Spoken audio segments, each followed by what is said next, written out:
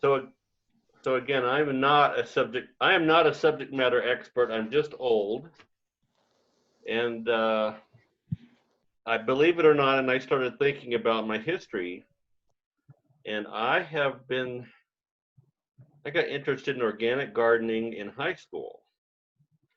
And I remember I was going through a bookcase and I had this. My God. And this came out in 1977. It was part of Rodale Press, which I don't even know if it exists anymore. And I think I got a copy of this as part of a subscription to Organic Gardening magazine, which also doesn't exist anymore. So I subscribed to that, I think, till I went off to college, so 4 or 5 years, and then. Hi, But baby. Oh, my girl. so I've been composting and looking at ways to garden organically and for a long, long time. So about 1974, 3. So anyway, there, and you can look up a ton of ways to compost. And I was just going to share my screen and show you the simplest way. If you have space and you don't generate a lot of other waste, is trench composting. So if you have a pretty large garden area or a place where you can dig a trench about a foot deep, it needs to be deep enough that you don't get a lot of any smell coming up, or otherwise the animals will dig it up. If you know, so you want, and you don't want to get bugs or flies or animals digging it up. So you can do a, let me move this up a little bit, that kind of thing, and you just put a small layer in it. So if you have a big area where you can dig about a foot deep trench for a number of feet, every time you collect a bucket full of food waste, including coffee grounds and coffee filters and whatnot, you just sprinkle it in the bottom of that trench and cover it up. Then the next week, you can do it again. You do that, and then it doesn't, obviously in this climate, it doesn't work in the wintertime, but you do that, and then the next spring when you work up your garden, all of that should be composted. And so that really works quite well for limited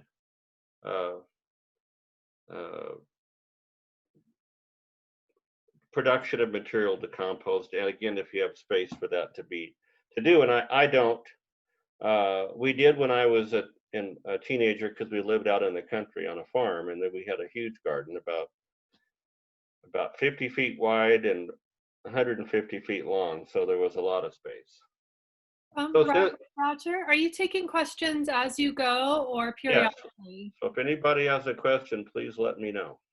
So do you, when you have finished a trench and the next year you said that it would all just be nice composted soil, do you then plant right there where the trench was? You can plant over it, or you can work it up. A lot of people like to till their garden before they plant. And when you do that in March, any remaining little particles that haven't, when you work it up, then they will finish composting. But if you have a no-till garden, that's a good point. You can actually plant right on top of what you did the previous year. So, and there are believers in tilling gardens and believers in non-tilling. So I'll just leave it at that. I have to till mine still because I don't have enough organic matter into it. So I add compost and I add clippings and I add a lot of stuff every year. And so it's getting there. But and when I reach a point that I like, I won't have to till it anymore. But it was pretty awful soil when I moved in and took out the lawn that was covering it and made a garden space. So some of you have probably done that here, and the soil's really clay and can be very hard. So it takes a long time, but I'm patient. That's part of the fun of gardening, right? So I think most everyone here is familiar with, you can build a pen of wire with 4 like wood posts, and then you surround it with chicken wire, and you can put stuff in, and you turn it with a pitchfork periodically and do it that way. Problem with that, if you have an area with mice or rats, they love that. So, and I think Becky mentioned that before. So that's a problem. So then I tried that. If you have a cat or dogs, then that might not be a problem because they'll eliminate the vermin when they come in to go to the composting pile. Another way is just you can buy various kinds of plastic bins. Some claim not to require turning, but they do. And then there are the tumbling ones, which you've all seen, where they're off the ground on a frame, and you tumble the little barrels that are on a rod. I have not had luck with any of those. I did have luck again with space when I had a bigger yard, putting in the wood and chicken wire version. Another option, which Roger, yes. sorry. Especially, could you speak about the tumbling one? What about that didn't work for you? Because that seems like a very appealing option.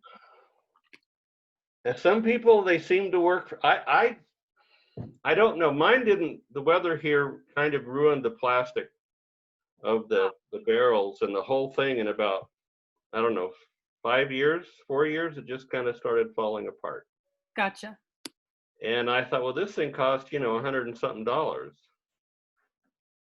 And it was also hard to get the dry wet balance right, and that, and I'll get into that later, but I was frustrated. Now, if you live even in a townhouse with just some pots or portable planting containers on a terrace or something, I'm showing you this because I know some friends of mine lived in New York and New Jersey for a while, and they just had a terrace where they could grow some tomatoes in pots. This really works, they said. So can we go back to the rolling barrel, please? Yes, go ahead. I have one. Do you like it? And here's the issue with it.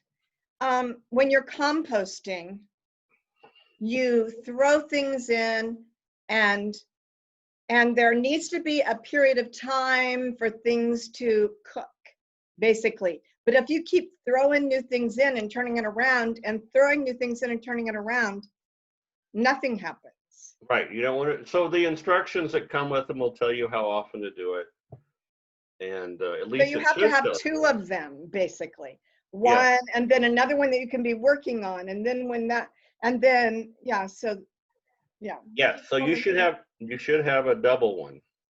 All right. I can bring a picture of one if you want, but I think you all know what they look like. Is yours double, Shush? No, it's a single one. Some people, if they buy a single one, they buy 2, and they do it that way. No, I wasn't that bright at the time. Well, if people get them on sale, they're like, well, that's cheaper than buying a double one, so I'll buy 2 of the singles. Yeah. But I just have not. I'm not fond, and so I've tried all these things, and anything else? I'm sorry, on the tumbling. Well, I have one of the plastic drums. We have plastic drum, but it does need to be stirred. You have to roll it over, and sometimes if you get too much in there, it's really hard to keep it stirred up. But you do keep, it's only usable in the spring when you pull out the bottom stuff. And I thought in Salt Lake you've got to add water. Yeah, well, you don't have enough water. It depends on the kind. So yours is sitting on the ground. Yeah, it's sitting on the ground, and I mean it's no rodents can get in there. It's got a lid and it's got a right. a little door at the bottom. But yeah, it's worked okay, but you do have to stir it periodically. I had several of those. I've had several of those over the years. They're about I don't know, mine was about 2 feet by 2 feet, Yeah. about 4 feet tall, 3.5 feet tall, with doors on either side. And you could put it right on the ground to try to get earthworms to come into the compost. So that is, and that was okay. The problem with both the tumbling ones and the ones like the plain plastic bins, well, there's only one kind which I show you that I have, that I've mentioned before in different conversations. Things will freeze up in the wintertime, Mm. or they get so cold all activity stops. Yeah. Growing up in California, of course, that wasn't a problem, but here it is. And I've lived around the Great Basin, and so, you know, you can't turn it. It kind of freezes up in the wintertime. Sometimes if it's very cold or just nothing's going on, Mm-hmm. increase the chance of something rotting and just turning into kind of mush is higher. So that's a problem here. So I've run the gamut of trying to find different things, and anyway, that's just been my experience. So again, any other question on the different kinds so far? Not a question, but my most successful composting season or two was when I lived in the Bay Area, Yeah. and I had a composting barrel, and I used a pitchfork. Yep, pitchforks are handy. To move things around, and that worked, but it doesn't freeze there. That's right. That same thing where I lived, when I lived in California, it was easy. Because it produces all year, and that did not happen until I got the one that I have now. Okay. Anyway, I'm going to get back to this. So if you're interested in buying one of these, they really work. You put your scraps in. It's electric, so it's not. I mean, it does take energy, but as I said, some friends lived in the city, and they got, every morning there's compost. So, Wow. So as you can see here, in as little as, I don't think they got it in 3 hours, it took them longer, but it's pretty amazing. So they use it again for their container gardening. And so you can do it. Now, if you have solar panels on your roof, even though it uses electricity, then it's not using any fossil fuel generated electricity. So anyway, those are kind of interesting. So if you're, that's the way to do it too. But I'm going to go back to mine. So, and I mentioned this on a call before. Wow. In a meeting, that's the Aerobin. Spell it, please. AEROBIN. Okay. You can order them from various retailers. They have their own website with videos and yada yada yada. It's not perfect. I have never found one that's perfect. I like this one the best, but it's expensive. So I think occasionally Costco has them for $250, I think. Normally $300. So that's like, oh my gosh. So one time I'm like, okay,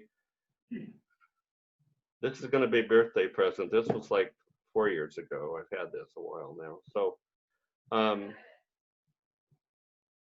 and I was very, it's like, that's a lot of money. But I've not had any problem with it. So it's a double panel. It's about an inch thick, and there's insulating foam between the two green panels, whatever plastic that's made out of. So basically, no light gets in. It's from the outside almost airtight, including the lid. There is a drain on the bottom, which I'll show you. I think I've got a picture of that. But that's, I took the door off. So there is a door here, like on the others, one on each side. I have it close to the fence. Let me bring that one up. There's what I have in it right now. So I'll talk about things. I think you all know what you can put into a compost. You have to have a mix of dry and wet, nitrogen sources, and carbon sources. So wet green stuff is nitrogen, dry items or drier items are carbon sources, and that keeps to a good pH level in the unit and allows the microbes to feed the best. Having that mix also keeps you from getting a layer of mush at the bottom. With a lot of people, if you don't have the right balance, you have too much water, you'll get a rotten sludge at the bottom of a compost pile or bin, any kind.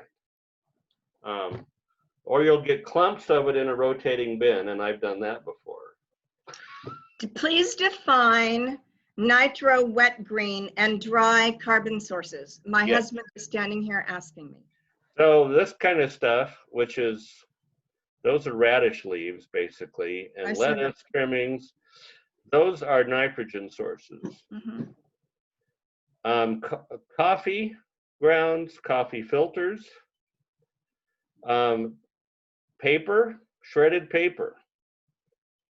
If you print stuff at home or get stuff and it's soy ink, and most everything is soy ink except for shiny magazines, which you don't want to shred anyway. Those are recycled. But I shred the paper. I shred. I put in there and mix it. And actually, with this one, you don't have to mix nearly as much. So you put a layer of that, and that's a dry carbon-based paper. And so if you have, again, if you have an inkjet printer at home, and most of the stuff you get in the mail, bills and stuff, that's all soy ink if it's not shiny, so it's safe. So that works quite well as a dry carbon source. In the fall, of course, leaves are a good source, especially if they're chopped up. So I'm going to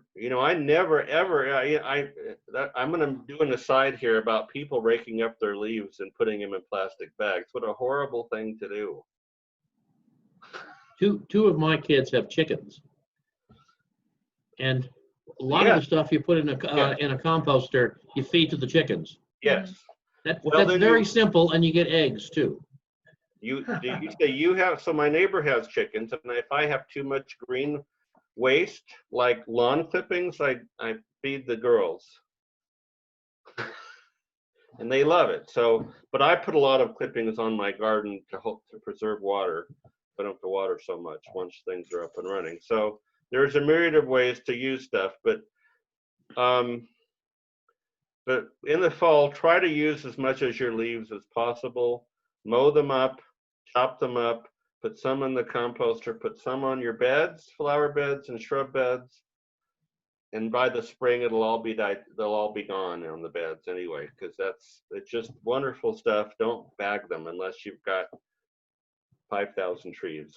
But I've never had a problem of not finding a use for leaves. Yes. So Roger, please. I'm following your conversation and taking notes. You said dry carbon sources, and then you said nitro, and then you said coffee grounds, filters, shredded paper. Well, you can and you can listen to this again. So anything brownish and not wet is a carbon source.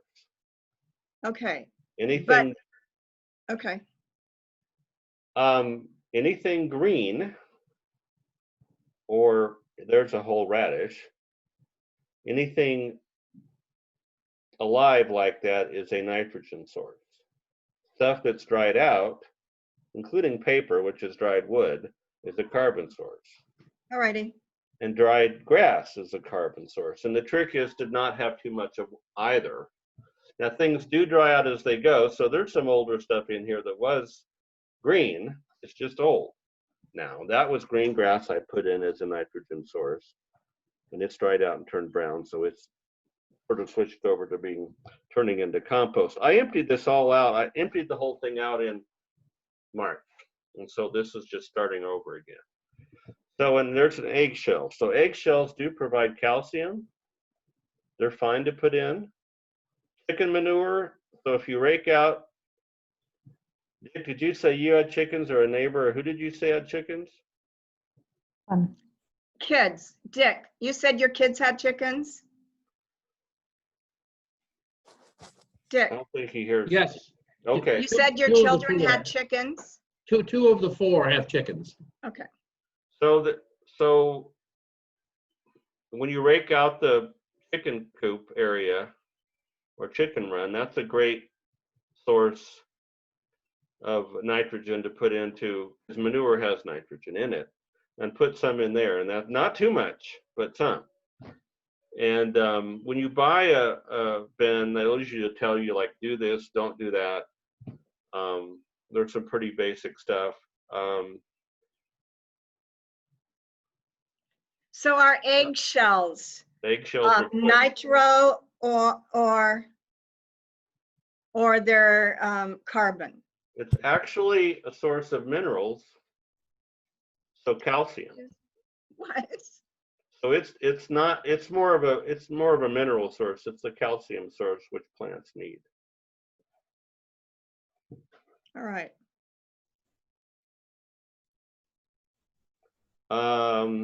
You have Okay. to, do you have to stir up that bin? So I was going to change this. So there's a good question. So the patents on this bin, which I believe was invented in Australia, is because it's insulated and has these fins around the sides, and it has this bladder in the middle, or not really a bladder, it's a venting system. So this pipe comes up about 3/4 of the way through the bin, which is pretty tall. It's about 4.5 feet high and about 32 inches by 32 inches. It's a little bigger than the 2 feet ones, or 30 inches by 30 inches. Anyway, so I don't remember how many of these fins are in there, but I think there's 3. So these are to protect air vents that are in the pipe. So when you throw stuff in, it's like an umbrella, and it keeps that air vent protected, so air gets into the center of the unit. Now, what's magic about that is then you have much less requirement to turn it. Mm. And I don't know if you have a confined compost bin, even with the pitchfork, it's very hard to get in there and really thoroughly do that. So this relieves you of that. You don't have to turn it at all, actually, the instructions for this say, but it's slower if you don't. So just know that. And then the other good thing about, let me go back to this, because it's insulated and the lid has a black lid. I don't think that's not insulated, but this runs all year. So I shovel a path to this in the winter and keep putting stuff in if there's snow, because it keeps going. And it works so well without much stirring. This will take at least a year's worth of stuff that I put in it before it gets close to being full. Now, again, I don't dump 3 feet of leaves in it, because that won't work. I got to follow the directions. Everything should be about that thick. And then a lot of stuff cooks without a lot of intervention on my part, because I'm kind of lazy and that's what I like. So this also has, which is hard to get to, and I don't like this design. That's one of the things that I don't like about it. I'm sorry for the spider webs and whatnot. It has a little reservoir at the bottom of this thing, about 3 inches deep, that collects liquid. which is good because it keeps it, you know, you don't want it to soggy mess at the bottom or everything stops. Then it becomes anaerobic, and anaerobic is not good. You want aerobic digestion, not anaerobic. And you can, so, but anyway, there's actually a little drain here and a valve, and you twist it open, and it's basically highly concentrated liquid fertilizer. And I put it into a little, like a little cottage cheese container, put the lid on it. You just put a little bit like into a gallon or 2 gallons of water, and you can water your plants with it. So that's pretty cool. But again, if I didn't put it on concrete blocks, how would you even access this? So that's a big complaint. And they don't make a stand for it or anything. I mean, it's very sturdy, but I put it up on some blocks. Now, what is that? That's a challenge for shorter people because then the dang thing's like 5 feet tall. And, you know, it's hard. So again, it's not perfect. I like it. I'm tall enough. You know, but if you have a 5 foot tall compost bin, I don't know. You'd have to put a step on it, and I don't know. So. Hey, Roger. Yes. I'm trying to see the picture. Is that something you could screw a hose onto? It doesn't. You can. It doesn't have a thread, but it has a thing you can put a tube on it or in it. And they say people do that. And so I guess that would help a little bit because you'd have some easier to squeeze this little lever here and get it to come out into a tube and put it into something. But I don't know. To me, it was very hard to get to, so I raised it up, and that's the solution people say. So that's one thing I like having that liquid fertilizer, but I don't like how they engineered that. I've got a question. Yeah, go ahead. Oh, sorry. I was just going to ask you a question, Roger, which is, can you give me a sense of like the timeline of this thing? Like, do you fill it up over the course of a year and then you don't get compost out of it for like another year? So what I do, I keep putting stuff in, and again, I don't stir it hardly ever, so it's slower. It works, but it's slower. If you stir it a little more, it's faster. But so then so every March when I do my garden, I put it out before I work my garden, and so I was able, so I kept, you know, this is all new stuff and this is all digested stuff once it gets going. The picture I showed you, this is just starting to get going. So I took about half of this or a little more. This was all usable. So I took it all out and worked it into my garden in March. So once a year I use it. Now cool. the tumbler ones, if you, and maybe I just didn't find a highly reliable one, even though it cost $150. Maybe there are some that work better than I found and produce more frequent compost. I don't know. I'm just giving you my experience. So the main thing is, I think if you compost, you already know. Even though I read some person said you could, I highly disagree because of the problems that could cause. No cooking oils or fat.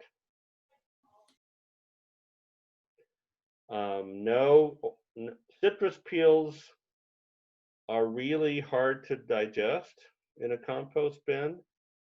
So I don't put them in because a year later they still just dried out citrus peels.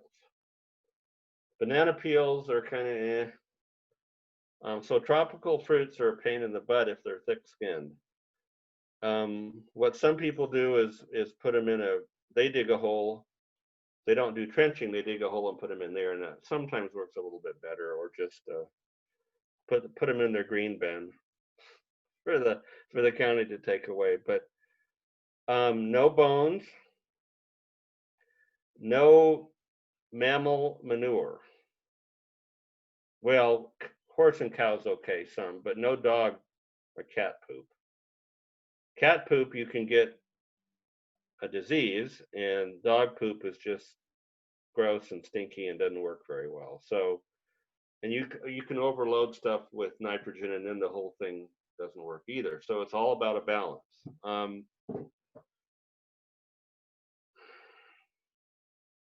So I know Shesh and Jim already know all this about no dog poop, because anybody that has dogs, they usually check, and then it's like, that's a no-no, and then, okay, I won't do that. So, and what I found also with this, and I think tumbler ones too, but this never has any smell. It always has a nice earthy smell. It never, or it smells like onions if I put onions in it for a while, until they kind of start to digest or whatever. But you know, I've never had a smell problem with this one. So, questions? More discussion? Do you know anything about vermiculture? No, I don't even familiar with the term entirely. Worms. Oh yeah, so you could put worms in there. So if you don't have, you know, since it's closed at the bottom, and I think Martha and Jim know that they probably get worms in theirs from the ground. We do. You can put worms in here, and there's enough, as long as you keep putting stuff in, there's enough for them to live, and they do fine through the winter because this one doesn't freeze. So I put a few worms in from time to time. They seem pretty happy. The worms aerate the compost too. And they'll help you aerate it. And so in the spring, when I empty it out, there's usually some worms that go with it back into the I'm already in, huh? They seem fine. So I've heard that you can put balance that carbon side with sawdust. Have you heard that, Roger? Sawdust? You get enough leaves. Sawdust. Sawdust just from regular wood. Yeah. Not treated wood. Okay. So, and you know, so anything with the preservative, some woods, you know, are treated with preservatives under pressure. So don't do that. Anything with shellac, any kind of paint, none of that. Okay. Because what'll happen, and I found out this way too, because I thought, I don't know what I was thinking. I just forgot that I had shredded some We cannot. envelopes with window, you know, the little windows. Yeah. See-through window. Guess what was shredded, shining in the sun in my garden when I threw it out and spread it out with the rain? Of course. Little tiny pieces of plastic. Sadly, they don't use biodegradable plastic in envelopes with the see-through windows, which they should be able to.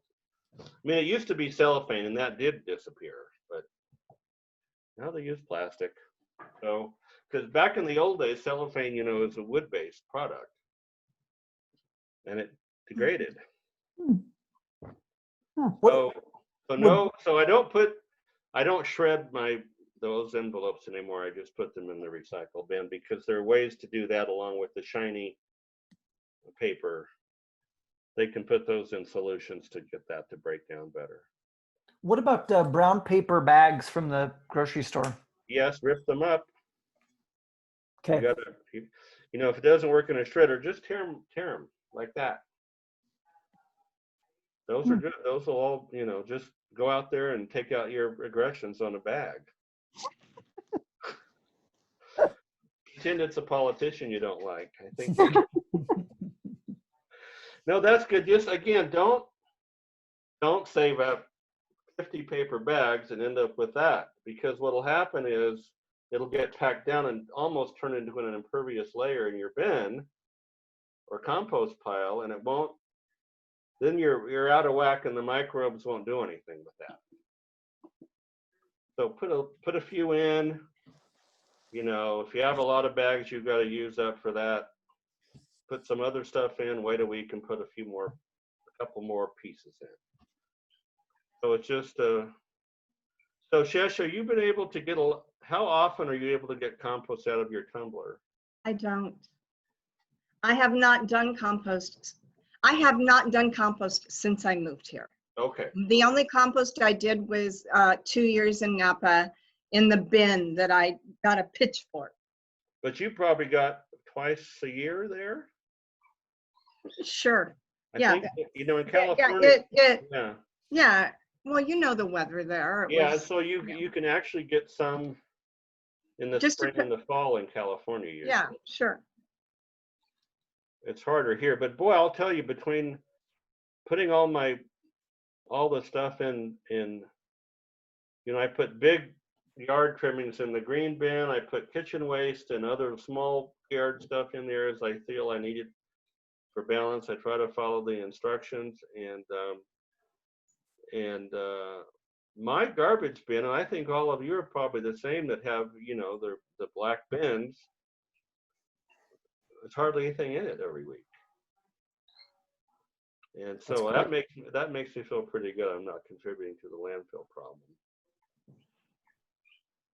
Jim wants to put all the snails in the compost bin. The one that we send to the city. I went, no, not really. I don't think so. Well, it does get chopped up and it goes out in the open. So they dared, but yeah, that's not, you know, so some chickens and ducks like snails. Yeah, I don't have, I have neither chickens nor ducks, so.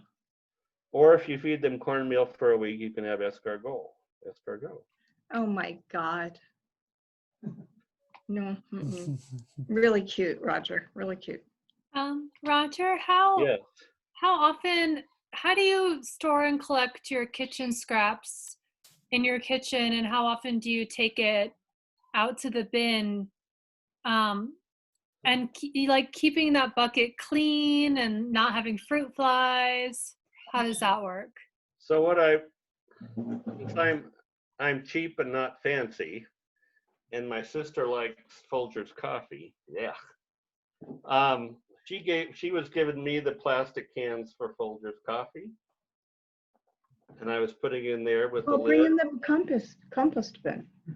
And it had a lid, so you know, you've got to keep it covered, especially if you put any fruit in there. Which of course we're getting to the time of the year where tomatoes are going to go in there, pieces of, you know, the ends of tomatoes, the ends of peaches, blah, blah, blah. And yeah, you'll get fruit flies. You just have to keep a lid on it. I did buy one. Flies, Charles.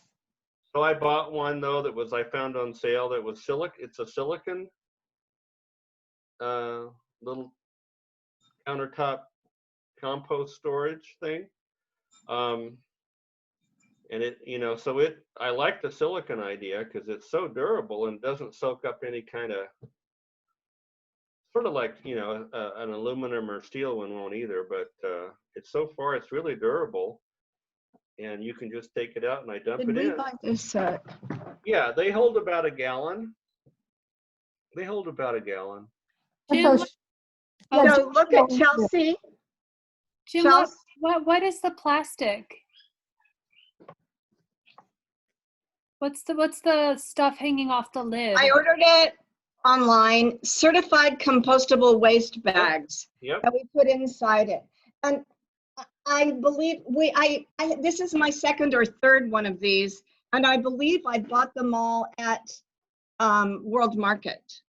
I think I even bought this one at World Market. Bags were great.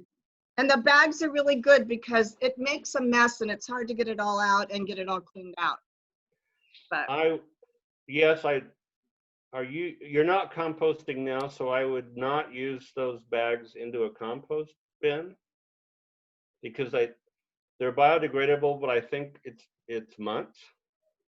It is, but we put it in the city compost. Yes, and that's fine because they all take, you know, they go out to the landfill. If you've ever been out there, it's fascinating where they take all our green bin stuff and they take huge logs, you know, they take stuff from all over the city, arborists, and it's fascinating. And they have it's like a compost bin on a gigantic scale. And they get all this stuff and then they have these huge shredders and they feed it through it. And then they have like an area, another football field size where all the stuff's getting digested. and they come through and they stir it up with like skip loaders, and then they have another big area where it's ready for people to pick up. It's truly amazing. So it's We have a little stainless steel, like about that same size that Shush and Jim are showing. It's got a charcoal filter in the lid, and so when I dump it into the compost, then I just wash it out. Yeah, so the kitchen thing, so when it's full, and especially if I put, if you put coffee grounds and whatnot, you got to rinse it out. So when it's full, I take it out and I put it in the bin, and then I come in and I rinse it out. And periodically, actually, with the nice thing about this one that's silicone, I can stick it in the dishwasher periodically and have it when I'm running the dishwasher. Hang on just a second. Okay. Hello, I'm in a Zoom meeting. I dealt with this yesterday morning. Sorry, I can't talk. I'm in a Zoom meeting. My niece could be very persistent. So, cute. But so try. Any other questions? We've gone 45 minutes already. Hard to believe, but it's really good to talk. So, Martha, what's the best thing you had success with, and the things that didn't work? Anything that we haven't talked about so far? Oh, I think, I harvest it once a year and spread it on the garden, and then dig it into the garden. It takes the whole year to really, decompose. Yeah, I like the information about having that balance, because I probably don't put enough brown waste in. Yeah, it needs that, or it'll get too wet and slimy. Yeah, and then I also didn't realize that I could put the shredded paper in. We shred a lot, and we kind of recycle that shredding. But yeah, I'll put some of that in the compost now. So there's what else?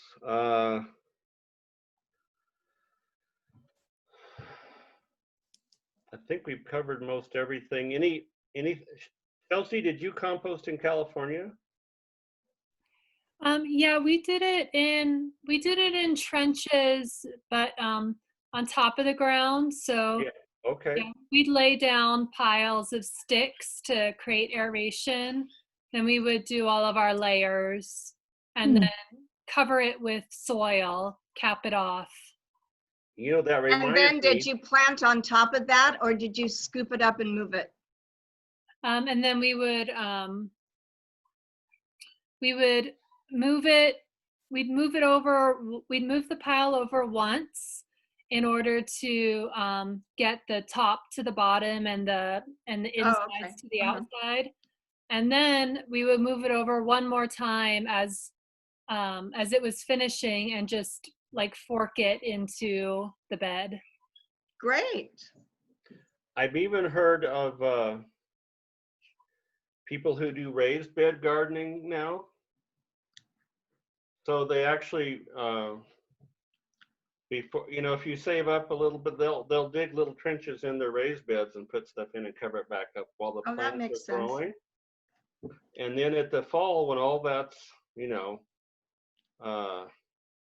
they just mix all that in, and then by the spring, most of that's digested away, and then they don't have to put as much containers soil in there. So there's so many ways that's a whole different way of composting stuff. But I didn't bring that up here, but there's a whole burgeoning ways to do that. That's a new thing, because the growing beds has gotten so popular. So that's a whole other aspect. So, and I've seen things, and that was I'm glad you mentioned that, because I've seen people say, well, you drill holes in the sides of your container beds, or some of the plastic ones come with that now, allowing that process to speed up. So there's amazing what's going on, and I hope just people take advantage of things. And I don't know if Christopher's composted before or not, or do you live in a house or apartment? We live in a house, and But it's something I've been interested in, and I feel like I could, now that we've had this session and you've talked about what's worked for you, I feel like I've got a decent chance of making it work. So this has been very helpful. So any other helpful hints from anybody else? I've exhausted my, I think my knowledge base, but I'm always learning. And again, with these new raised bed kits that say, oh, you can compost while you grow. I mean, that's a new development. Well, Roger, thank you so much for sharing your time and expertise with us. I think it's really great. And like I said, I was just talking to my dad, and he said they've tried composting, but it hasn't worked very well. And so I said I'd send him the link on YouTube when we've got it uploaded. Okay, so that's, yeah, and thanks back to all the existing expertise out there. If I had more time, I would put a compost bin at the church for coffee grounds or something, but One thing You have no more time, no more time. Yeah. But one thing, if that, so I've seen communal compost bins become real problems with vermin and smell and all the maintenance. that's why I didn't do it at church. But if we got one of those really nice ones that you have that's insulated and ventilated, it would be really nice for people who don't have yards or large families to generate, a lot of their own scraps to be able to bring their scraps in on Sunday. I know for me, I used to store all my scraps in my vegetable bins in the bottom of the fridge because I just didn't produce that many. So I would store them there and then take them into the community garden on a weekly basis. That's cool. Yeah. And and to be, we're Salt Lake County is not bad about this. A lot of people do composting and trying to do a lot of the things that are reasonably good for the environment as far as their waste. So now if we can get people to drive less, we'd really be good. But compared to a lot of places I've lived, it's a lot more in the psyche. Reno, Nevada wasn't into that because of the, I don't know, tourism or something. No, tours, yeah. Yeah, it wasn't as much in the thought of the city or the county. So yeah, we when we moved into South Salt Lake, so we miss our brown bin. When we were in Salt Lake City, we got the brown bin for no extra charge, and now in Salt Lake, South Salt Lake, I don't even think we can get a brown bin. I could be wrong, but I don't think so. So that's why I think we've also wanted to learn more about composting, because here we could really use it, both in terms of not needing to throw it away, and then we've also got a yard and some raised beds where we could use in fact we're trying to get rid of all of our grass, but it's so clayey. yes. And I wondered if I made compost and then just tried to use that over time to amend the soil, that seemed like that would be a good idea. And that's what I mentioned. I've been doing it. You have to be patient, and I'm still tilling. And maybe a couple more years, I may be at a point where I don't have to worry about that. So cool. So then I'll go to a no-till, and what I'll do with the compost then is when I plant, like tomato plants and stuff, I'll put compost at the bottom, and then I'll dress the rows of stuff with compost. So you can start doing stuff like that when your soil's in good shape. Okay. Cool. Well, this is fun. Well, thank you so much, Roger. That's really great to share experiences. And thank you for your time, Raj, and your experience. Likewise. So everybody have a good evening, okay? And go compost. Okie dokie. Okay. All right. Good deal. Bye. Bye. Bye. Bye, everyone.